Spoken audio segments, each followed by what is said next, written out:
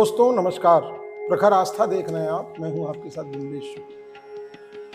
आदि गुरु शंकराचार्य की समकक्ष हमारे समाज में, हमारे देश में एक महापुरुष का जन्म हुआ जिनको हम गुरुदेव भी कहते थे। उनका नाम था ब्रह्मानंद सरस्वती। ब्रह्मानंद सरस्वती का जन्म सुरहुरपुर गांव में अयोध्या के निकट हुआ था और बचपन का नाम था राजा राम मिश्र। संपन्न परिवार में जन्म लेने वाले राजा राम मिश्र का बचपन से ही आध्यात्म की तरफ काफी रुझान था। बार बार ये परिवार के लोगों से आध्यात्म के मार्ग पर चलने की बात करते तो परिवार के लोगों की चिंता बढ़ जाती। राजा राम मिश्र किसी भी स्थिति में परिवार से बंध कर नहीं रहना चाहते थे। बार बार उनकी यह जिज्ञासा और उनकी ये लालसा परिवार को विचलित कर रही थी। परिवार में जब ये हुआ कि राजा राम का मन सन्यास की तरफ है तो लोगों ने कहा कि उनका विवाह करा दिया जाए, लेकिन बात नहीं बनी। उनके कुलगुरु को बुलाया गया तो उन्होंने राजा राम की मेधा को देखते हुए उनके परिवार वालों को यह सलाह दी कि इस बच्चे को आप कतई मत बांधें, ये दैवी कार्य के लिए ही जन्म लिया है। गुरुदेव के कहने के बाद राजा राम के ऊपर थोड़ी ढील दी गई और उन्होंने मात्र 8 वर्ष की उम्र में अपने माता पिता से आदेश लेकर के सन्यास का मार्ग पकड़ लिया। घर से निकलने के बाद पैदल हरिद्वार पहुंचे और हरिद्वार में कुछ दिन ठहरने के बाद ऋषिकेश गए। ऋषिकेश में उनको तमाम सद्गुरुओं से मुलाकात का अवसर मिला, लेकिन उनकी जिज्ञासा शांत न हो सकी। जिज्ञासा शांत नहीं होने पर कुछ दिनों तक ऋषिकेश में प्रवास के बाद वो पहाड़ों की तरफ आगे बढ़ गए। ऋषिकेश से आगे बढ़ने के बाद 14 वर्ष की उम्र में उनकी मुलाकात कृष्णानंद जी से हुई। कृष्णानंद जी एक बड़े सन्यासी थे और तमाम विधाओं के ज्ञाता थे। कृष्णानंद जी के पास रह करके राजा राम, जिनको दीक्षा देने के बाद उनका नाम बदल करके ब्रह्मानंद सरस्वती कर दिया गया, रहने लगे। गुरु के सेवा के साथ साथ उन्होंने ज्ञानार्जन शुरू किया और तमाम तरह की विधाओं में महारत हासिल की। 34 वर्ष की उम्र में उन्होंने सन्यास की दीक्षा अपने गुरुदेव से ली और सन्यास की दीक्षा लेने के बाद तपस्या में लीन हो गए। गुफाओं में, जंगलों में हफ्तों, पखवारों और महीनों तक बिना खाए पिए तपस्या में रत रहने वाले ब्रह्मानंद सरस्वती तमाम तरह की विधाओं में पारंगत हो गए। उनके पास इस तरह के तमाम ज्ञान थे कि जिनसे क्षण मात्र में दुनिया के बड़े से बड़े संकटों को दूर किया जा सकता था। ब्रह्मानंद सरस्वती की ख्याति चारों तरफ फैलने लगी। संत समाज में उनका एक अलग अपना दबदबा बन गया। लोग को अपना मार्गदर्शक मानने लगे और उनके दिखाए मार्ग पर चलने लगे। बहुत सारे लोग उनके शिष्य होने की भी आकांक्षा से उनसे जुड़े रहे, लेकिन उन्होंने बहुत सारे लोगों को दीक्षित नहीं किया। इस बीच जब ब्रह्मानंद सरस्वती जी का आलोक प्रकाश चारों तरफ फैलने लगा तो बड़े बड़े संत महात्मा भी उनके सानिध्य में जाने लगे।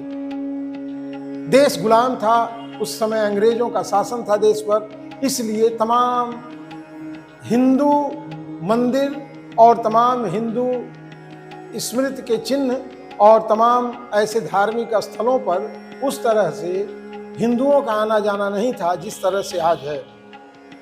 ऐसे संकट के दौर में 4 पुरियों में बद्रिकाश्रम में भी 150 वर्षों से कोई शंकराचार्य नहीं था। हालांकि वहां मंदिर में पूजा नंबूदरी ब्राह्मणों के द्वारा लगातार की जाती रही, लेकिन जो वहां का ज्योतिर्मठ था उसका कोई उत्तराधिकारी नहीं था। 150 वर्षों के बाद 70 साल की उम्र में वहाँ के ऋषियों, मुनियों, तपस्वियों और ज्ञानियों ने मिल करके ब्रह्मानंद सरस्वती जी को ज्योतिर्मठ का शंकराचार्य बनाया। ज्योतिर्मठ का शंकराचार्य बनने के बाद एक कोई शिष्य भी होना जरूरी था, तो उस समय इनके समीप इनके सानिध्य में शांतानंद जी आए और उसी समय महर्षि योगी भी इलाहाबाद विश्वविद्यालय से अध्ययन करके वहां पहुंच चुके थे। धीरे धीरे महर्षि योगी का ब्रह्मानंद सरस्वती जी के साथ अच्छा तालमेल हो गया। महर्षि योगी ब्रह्मानंद सरस्वती का बहुत सारा लेखन कार्य और ऑफिशियल कार्य देखने लगे। धीरे धीरे करीब हुए और वे असली शिष्य के रूप में साबित हुए। और उसके बाद ब्रह्मानंद सरस्वती ने जितनी भी अपनी ऊर्जा थी, जितना भी उनका ज्ञान था, जितनी उनके पास अपनी शक्तियां थी, वो सब इनके अंदर समाहित कर दी, ट्रांसफर कर दिया। 21 दिसंबर 1871 में सुरहुरपुर में जन्मे राजा राम कब ब्रह्मानंद सरस्वती बन गए, उनके परिवार को लोगों को भी नहीं मालूम हुआ। 10 वर्षों तक ज्योतिर्मठ के शंकराचार्य रहने के बाद 1953 में कोलकाता में इनका निधन हो गया। शांतानंद जी को इन्होंने अपनी वसीयत लिखी थी, लेकिन महर्षि योगी इनके सबसे करीब थे, इसलिए महर्षि योगी को इन्होंने अपना सारा ज्ञान का भंडार उनके अंदर उड़ेल दिया। गुरु के सानिध्य में रहने से महर्षि योगी हो गए। महर्षि योगी ने एक बड़ा एम्पायर खड़ा किया, देश विदेशों में उनकी शाखाएं फैलाईं और बहुत सारा सनातन के लिए काम किया। तो ब्रह्मानंद सरस्वती हमेशा महेश योगी से ये कहते थे कि ब्राह्मणों और गौ की सेवा से ही तुम्हारा कल्याण होगा। गुरुदेव के इसी आदेश के बाद महर्षि योगी ने भारत के हजारों गांवों में छोटे छोटे गुरुकुलों की स्थापना की, जहां का पूरा प्रबंधन महर्षि योगी की संस्था देखती थी। महर्षि योगी के संस्था से जुड़े हुए लाखों छात्र आज वैदिक ब्राह्मण के रूप में पूरे भारत और विश्व में उनका नाम रोशन कर रहे हैं। कहानियां बहुत सारी हैं। कहते हैं कि एक बार ब्रह्मानंद सरस्वती को एक नाव पर बैठा करके उनको मारकर उनकी सारी संपदा इकट्ठा करने के इच्छा से एक छोटा सा प्रयास किया गया, जो गुरुदेव ने भांप लिया। और उसके बाद उस मल्लाह ने गुरुदेव के पैरों पर गिर करके माफी मांगी और उसने अपने अपराध के लिए क्षमा प्रार्थना की। गुरुदेव अलौकिक थे और लोग कहते हैं कि आदि गुरु शंकराचार्य के ही स्वरूप थे। कर्मठ, ईमानदार, जुझारू और तमाम तरह की विधाओं में पारंगत ब्रह्मानंद सरस्वती जी अपने जमाने के अलौकिक देव पुरुष थे। उन्होंने जो कहा वो सब कुछ सत्य हुआ। हालांकि उनके निधन के बाद ज्योतिर्पीठ का कोई उत्तराधिकारी नहीं रहा। लंबे अरसे के बाद फिर मुकदमे और तमाम विवादों के बाद स्वरूपानंद सरस्वती को वहां का शंकराचार्य बनाया गया।